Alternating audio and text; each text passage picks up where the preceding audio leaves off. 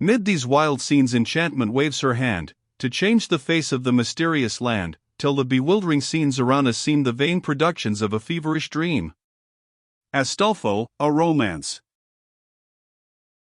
When the Knight of the Leopard awoke from his long and profound repose, he found himself in circumstances so different from those in which he had lain down to sleep, that he doubted whether he was not still dreaming, or whether the scene had not been changed by magic. Instead of the damp grass, he lay on a couch of more than oriental luxury, and some kind hands had, during his repose, stripped him of the cassock of chamois which he wore under his armor, and substituted a nightdress of the finest linen and a loose gown of silk. He had been canopied only by the palm trees of the desert, but now he lay beneath a silken pavilion, which blazed with the richest colors of the Chinese loom, while a slight curtain of gauze, displayed around his couch, was calculated to protect his repose from the insects, to which he had, ever since his arrival in these climates, been a constant and passive prey. He looked around, as if to convince himself that he was actually awake, and all that fell beneath his eye partook of the splendor of his dormitory. A portable bath of cedar, lined with silver, was ready for use, and steamed with the odors which had been used in preparing it. On a small stand of ebony beside the couch stood a silver vase, containing sherbet of the most exquisite quality, cold as snow, and which the thirst that followed the use of the strong narcotic rendered peculiarly delicious. Still further to dispel the dregs of intoxication which it had left behind, the knight resolved to use the bath, and experienced in doing so a delightful refreshment. Having dried himself with napkins of the Indian wool, he would willingly have resumed his own coarse garments, that he might go forth to see whether the world was as much changed without as within the place of his repose. These, however, were nowhere to be seen, but in their place he found a Saracen dress of rich materials, with sabre and poniard, and all befitting an emir of distinction.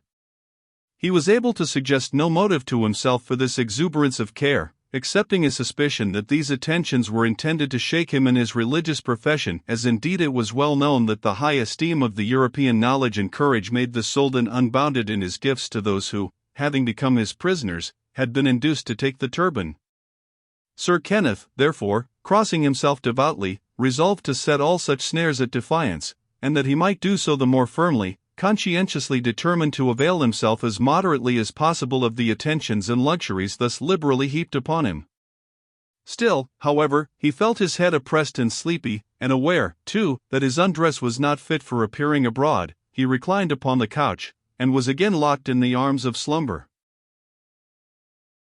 But this time his rest was not unbroken, for he was awakened by the voice of the physician at the door of the tent, inquiring after his health, and whether he had rested sufficiently. "May I enter your tent?" he concluded, "for the curtain is drawn before the entrance." "The master," replied Sir Kenneth, determined to show that he was not surprised into forgetfulness of his own condition, "need demand no permission to enter the tent of the slave." "But if I come not as a master," said El Hakim, still without entering. "The physician," answered the knight, "hath free access to the bedside of his patient."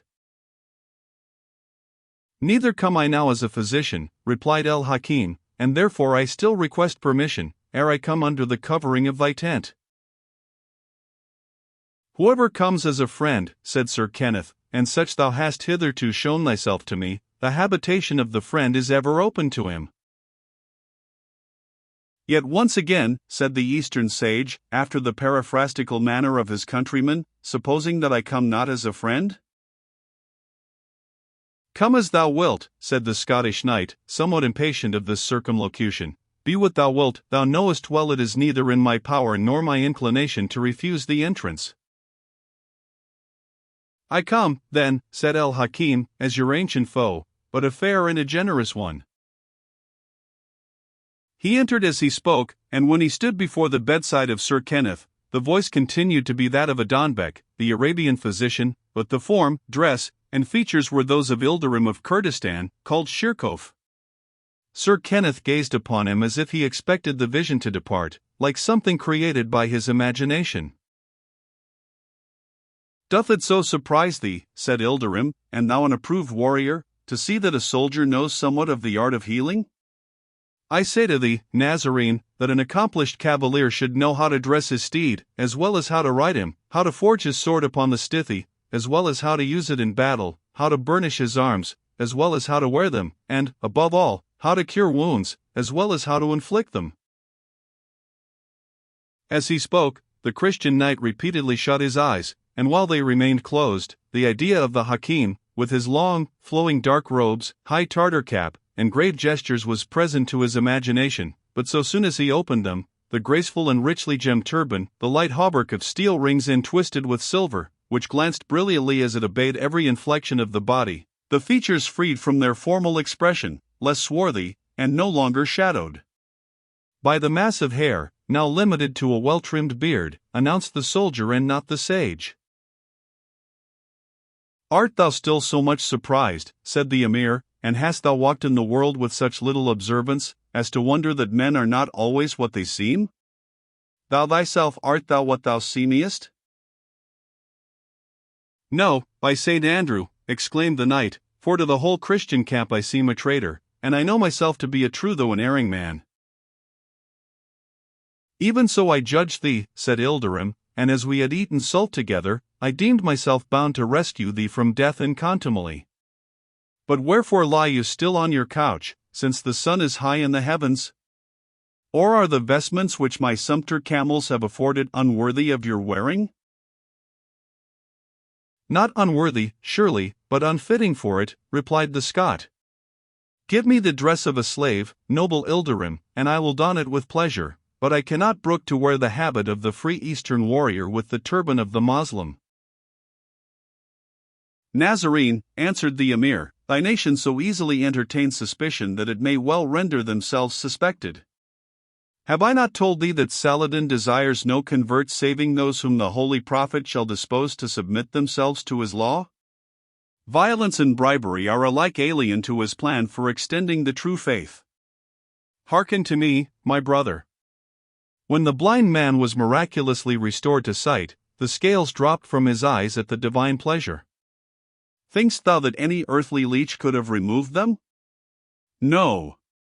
Such mediciner might have tormented the patient with his instruments, or perhaps soothed him with his balsams and cordials, but dark as he was must the darkened man have remained, and it is even so with the blindness of the understanding. If there be those among the Franks who, for the sake of worldly lucre, have assumed the turban of the Prophet, and followed the laws of Islam, with their own consciences be the blame. Themselves sought out the bait, it was not flung to them by the Soldan. And when they shall hereafter be sentenced, as hypocrites, to the lowest gulf of hell, below Christian and Jew, magician and idolater, and condemned to eat the fruit of the tree Yucaun, which is the heads of demons, to themselves, not to the Soldan, shall their guilt and their punishment be attributed.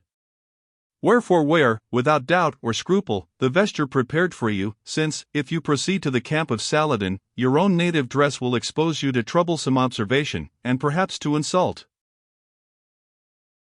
"If I go to the camp of Saladin," said Sir Kenneth, repeating the words of the Emir, "alas! Am I a free agent, and rather must I not go wherever your pleasure carries me?"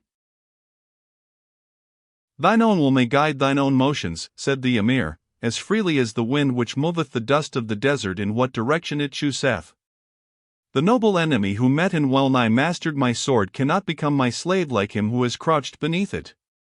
If wealth and power would tempt thee to join our people, I could ensure thy possessing them, but the man who refused the favors of the Soldan when the axe was at his head, will not, I fear, now accept them, when I tell him he has his free choice." "Complete your generosity, noble Emir," said Sir Kenneth, "by forbearing to show me a mode of requital which conscience forbids me to comply with. Permit me rather to express, as bound in courtesy, my gratitude for this most chivalrous bounty, this undeserved generosity." "Say not undeserved," replied the Emir Ilderim. "Was it not through thy conversation, and thy account of the beauties which grace the court of the Melek Rik, that I ventured me thither in disguise, and thereby procured a sight the most blessed that I have ever enjoyed, that I ever shall enjoy, until the glories of paradise beam on my eyes?" "I understand you not," said Sir Kenneth, coloring alternately, and turning pale, as one who felt that the conversation was taking a tone of the most painful delicacy. "Not understand me," exclaimed the Emir. "If the sight I saw in the tent of King Richard escaped thine observation, I will account it duller than the edge of a buffoon's wooden falchion. True, thou wert under sentence of death at the time, but, in my case, had my head been dropping from the trunk, the last strained glances of my eyeballs had distinguished with delight such a vision of loveliness, and the head would have rolled itself towards the incomparable houris, to kiss with its quivering lips the hem of their vestments. Yonder royalty of England, who for her superior loveliness deserves to be queen of the universe, what tenderness in her blue eye, what luster in her tresses of dishevelled gold! By the tomb of the prophet, I scarce think that the houri who shall present to me the diamond cup of immortality will deserve so warm a caress." "Saracen," said Sir Kenneth sternly, "thou speakest of the wife of Richard of England, of whom men think not and speak not as a woman to be won, but as a queen to be revered." "I cry you mercy," said the Saracen. "I had forgotten your superstitious veneration for the sex, which you consider rather fit to be wondered at and worshipped than wooed and possessed. I warrant, since thou exactest such profound respect to yonder tender piece of frailty, whose every motion, step, and look bespeaks her very woman, less than absolute adoration must not be yielded to her of the dark tresses and nobly speaking eye. She indeed, I will allow, hath in her noble port and majestic mien something at once pure and firm, yet even she, when pressed by opportunity and a forward lover, would, I warrant thee, thank him in her heart rather for treating her as a mortal than as a goddess." "Respect the kinswoman of Coeur de Lion," said Sir Kenneth, in a tone of unrepressed anger. "Respect her," answered the Emir in scorn, "by the Kaaba, and if I do, it shall be rather as the bride of Saladin."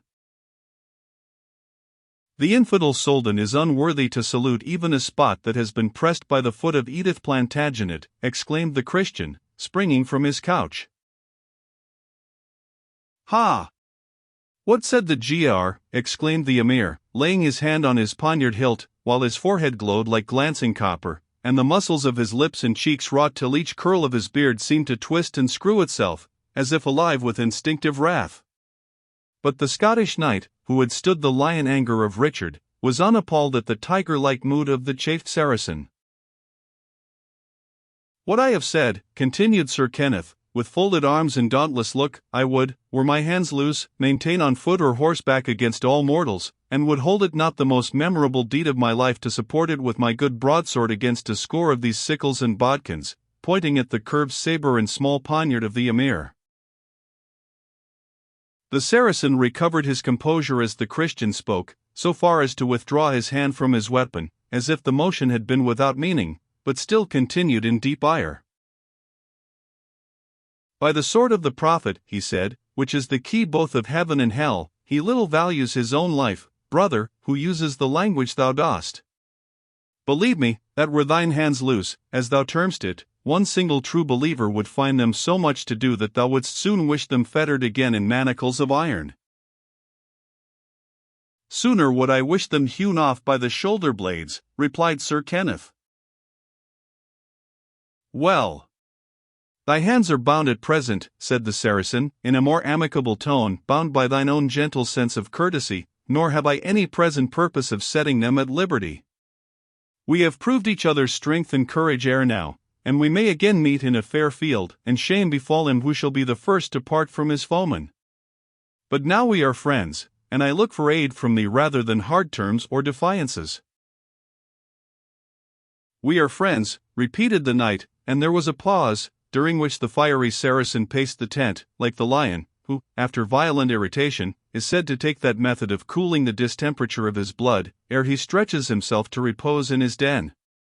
The colder European remained unaltered in posture and aspect, yet he, doubtless, was also engaged in subduing the angry feelings which had been so unexpectedly awakened. "Let us reason of this calmly," said the Saracen. "I am a physician, as thou knowest, and it is written that he who would have his wound cured must not shrink when the leech probes and tests it. Sayest thou, I am about to lay my finger on the sore. Thou lovest this kinswoman of the Melech Rick. Unfold the veil that shrouds thy thoughts, or unfold it not if thou wilt, for mine eyes see through its coverings. I loved her, answered Sir Kenneth, after a pause, as a man loves heaven's grace, and sued for her favor like a sinner for heaven's pardon. And you love her no longer, said the Saracen. Alas, answered Sir Kenneth, I am no longer worthy to love her. I pray thee cease this discourse, thy words are poniards to me. Pardon me but a moment, continued Ilderim. When thou, a poor and obscure soldier, didst so boldly and so highly fix thine affection, tell me, hadst thou good hope of its issue? Love exists not without hope, replied the knight, but mine was as nearly allied to despair as that of the sailor swimming for his life, who, as he surmounts billow after billow, catches by intervals some gleam of the distant beacon, which shows him there is land in sight, though his sinking heart and wearied limbs assure him that he shall never reach it. And now, said Ilderim, these hopes are sunk, that solitary light is quenched forever? Forever, answered Sir Kenneth, in the tone of an echo from the bosom of a ruined sepulchre. Methinks, said the Saracen, if all thou lackest were some such distant meteoric glimpse of happiness as thou hadst formerly, thy beacon light might be rekindled, thy hope fished up from the ocean in which it has sunk, and thou thyself, good night, restored to the exercise and amusement of nourishing thy fantastic fashion upon a diet as unsubstantial as moonlight, for, if thou stoodst tomorrow fair in reputation as ever thou wert, she whom thou lovest will not be less the daughter of princes and the elected bride of Saladin. I would it so stood, said the Scot, and if I did not. He stopped short, like a man who was afraid of boasting under circumstances which did not permit his being put to the test. The Saracen smiled as he concluded the sentence. Thou wouldst challenge the Soldan to single combat, said he. And if I did, said Sir Kenneth haughtily, Saladin's would neither be the first nor the best turban that I have couched lance at. Aye, but methinks the Soldan might regard it as too unequal a mode of perilling the chance of a royal bride in the event of a great war, said the Emir. He may be met with in the front of battle, said the knight, his eyes gleaming with the ideas which such a thought inspired. He has been ever found there, said Ilderim, nor is it his wont to turn his horse's head from any brave encounter. But it was not of the Soldan that I meant to speak. In a word, if it will content thee to be placed in such reputation as may be attained by detection of the thief who stole the banner of England, I can put thee in a fair way of achieving this task, that is, if thou wilt be governed, for what says Lockman, if the child would walk, the nurse must lead him, if the ignorant would understand, the wise must instruct. And thou art wise, Ilderim, said the Scot, wise though a Saracen, and generous though an infidel. I have witnessed that thou art both. Take, then, the guidance of this matter, and so thou ask nothing of me contrary to my loyalty and my Christian faith, I will obey thee punctually. Do what thou hast said, and take my life when it is accomplished. Listen thou to me, then, said the Saracen. Thy noble hound is now recovered, by the blessing of that divine medicine which healeth man and beast, and by his sagacity shall those who assailed him be discovered. Ha, said the knight, methinks I comprehend thee. I was dull not to think of this. But tell me, added the Emir, hast thou any followers or retainers in the camp by whom the animal may be known? I dismissed, said Sir Kenneth, my old attendant, thy patient, with a varlet that waited on him, at the time when I expected to suffer death, giving him letters for my friends in Scotland. There are none other to whom the dog is familiar. But then my own person is well known, my very speech will betray me, in a camp where I have played no mean part for many months. Both he and thou shalt be disguised, so as to escape even close examination. I tell thee, said the Saracen, that not thy brother in arms, not thy brother in blood, shall discover thee, if thou be guided by my counsels. Thou hast seen me do matters more difficult. He that can call the dying from the darkness of the shadow of death can easily cast a mist before the eyes of the living. But mark me, there is still the condition annexed to this service, that thou deliver a letter of Saladin to the niece of the Melek Rik, whose name is as difficult to our eastern tongue and lips, as her beauty is delightful to our eyes. Sir Kenneth paused before he answered, and the Saracen, observing his hesitation, demanded of him if he feared to undertake this message. "Not if there were death in the execution," said Sir Kenneth. "I do but pause to consider whether it consists with my honor to bear the letter of the Soldan, or with that of the Lady Edith to receive it from a heathen prince." 0368M. Original. "By the head of Muhammad, and by the honor of a soldier, by the tomb at Mecca, and by the soul of my father," said the Emir, "I swear to thee that the letter is written in all honor and respect.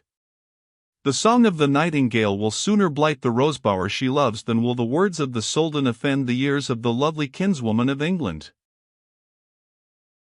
"Then," said the knight, "I will bear the Soldan's letter faithfully, as if I were his born vassal, understanding that beyond this simple act of service, which I will render with fidelity, from me of all men he can least expect mediation or advice in this his strange love suit." "Saladin is noble," answered the Emir, "and will not spur a generous horse to a leap which he cannot achieve.